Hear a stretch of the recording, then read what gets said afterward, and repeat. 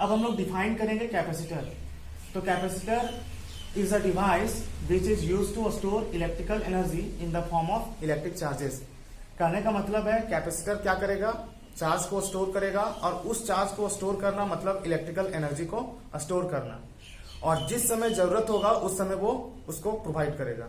कहने का मतलब है बहुत सारा जो अप्लायंस होते हैं या डिवाइसेस होते हैं वो काफी लार्ज अमाउंट का करंट रिक्वायर्ड होता है उनको स्टार्ट करने के लिए, लगभग 25 एम्पियर टू 50 एम्पियर, जैसा कि motor, fan, camera, AC, cooler, ये सब जो डिवाइसेस हैं उनको स्टार्ट करने के लिए 25 एम्पियर टू 50 एम्पियर का करंट चाहिए। तो इसको करंट देने के लिए हम लोग कैपेसिटर यूज करते हैं। कैपेसिटर क्या करता है, लार्ज अमाउंट ऑफ चार्जेस को स्टोर करता है, और जब नीड होता है तो एक समय वो डिस्चार्ज करता है या प्रोवाइड करता है डिवाइसेस को। तो capacitor is a device which is use to store electrical energy in the form of electric charges. Capacitance, इस कैपेसिटर का कैपेसिटी को बोलते हैं। तो एबिलिटी और capacity of a conductor to store electric charges. और कैपेसिटेंस को हम लोग प्रीवियस लेक्चर में जब उसका फॉर्मूला कैलकुलेट किए थे तो C equal to Q upon V, यानी यहाँ पे जितना कंडक्टर का पोटेंशियल कम होगा उतना ज्यादा कैपेसिटेंस होगा। और साथ ही साथ यदि कैपेसिटेंस का SI यूनिट देखें तो कैपेसिटेंस का जो SI यूनिट होता है वो होता है फैराड। ये माइकल फैराडे के नाम पे रखा हुआ है।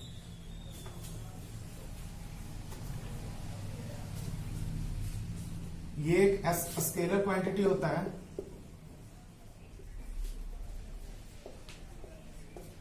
जो कि C equal to Q upon V हम लोग पढ़ते हैं।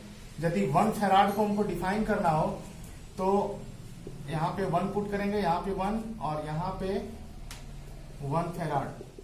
तो 1 फैराड को डिफाइन कैसे करेंगे, 1 फैराड इज डिफाइंड एज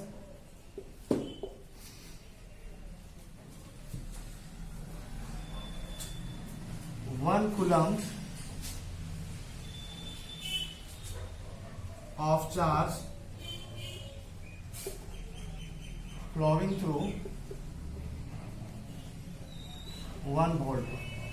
यदि 1 कूलम का चार्ज 1 वोल्ट के थ्रू फ्लो कर रहा है तो उसको हम लोग बोलेंगे, उस समय जो कैपेसिटेंस होगा उसको हम लोग बोलेंगे 1 फैराड।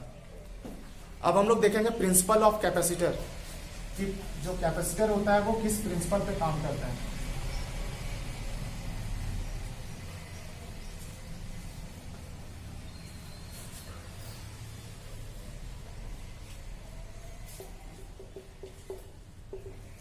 प्रिंसिपल ऑफ कैपेसिटर,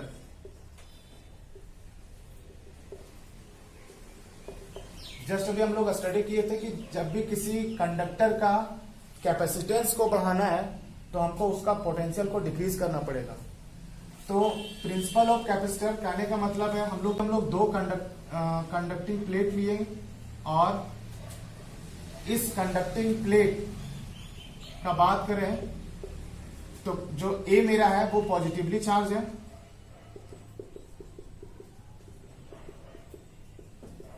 और B मेरा है वो अनचार्ज कंडक्टिंग प्लेट है। तो इस पॉजिटिव कंडक्टिंग प्लेट के चलते B में क्या होगा, पोलराइजेशन होगा। तो इसके एक फेज पे नेगेटिव चार्ज इंड्यूस होगा और दूसरे चार्ज पे क्या होगा, पॉजिटिव चार्ज इंड्यूस होगा। यहां पे देखा जाए तो यहां पे जो नेगेटिव चार्ज इंड्यूस हुआ है, ये नेगेटिव चार्ज इसका पोटेंशियल को डिक्रीज करना चाहेगा, और साथ ही साथ ये जो पॉजिटिव चार्ज है वो इसका पोटेंशियल को इंक्रीज करना चाहेगा। ऑल ओवर देखा जाए तो यहाँ पे A का पोटेंशियल जो है वो डिक्रीज हो रहा है। हम लोग क्या करेंगे, B को क्या करेंगे, अर्थ कर देंगे, और B को अर्थ करने पे क्या होगा, ये पॉजिटिव चार्ज न्यूट्रलाइज हो जाएंगे और सिर्फ नेगेटिव चार्ज इंड्यूस होगा B के एक फेस में। तो इसका कहने का मतलब है अब जो नेगेटिव चार्ज है वो इस A का जो पोटेंशियल है उसको डिक्रीज करके रखेगा। अब हम लोग इस पे चार्ज स्टोर कर सकते हैं क्योंकि पोटेंशियल डिक्रीज हो गया तो चार्ज हम लोग किसी भी कंडक्टर को दे सकते हैं।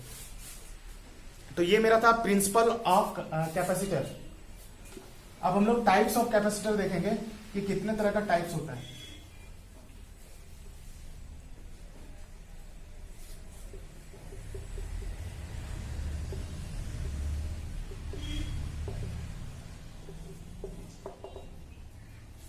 टाइप्स ऑफ कैपेसिटी यदि शेप के अकॉर्डिंग बात करें तो कैपेसिटर को हम लोग 3 पार्ट में क्लासिफाई करते हैं। पहला पैरेलल प्लेट कैपेसिटर,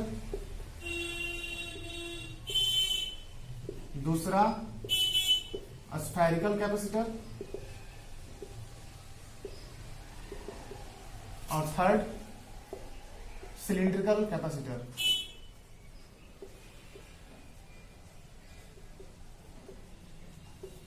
हमको जो सीबीएसई के सिलेबस में पढ़ना है वो है पैरेलल प्लेट कैपेसिटर। तो हम लोग एक बार इसमें देखेंगे कि पैरेलल प्लेट कैपेसिटर का कैपेसिटेंस क्या होता है वैक्यूम में, फिर डाइलेक्ट्रिक को जब इंसर्ट करते हैं तो क्या कैपेसिटेंस होगा पैरेलल प्लेट का, और एक थर्ड केस देखेंगे जब कंडक्टिंग स्लैब को रखेंगे तो उस समय कैपेसिटेंस क्या होगा पैरेलल प्लेट कैपेसिटर का। तो सबसे पहला जो केस है वो हम लोग डील करेंगे पैरेलल प्लेट कैपेसिटर का कैपेसिटेंस वैक्यूम या एयर के लिए क्या होगा।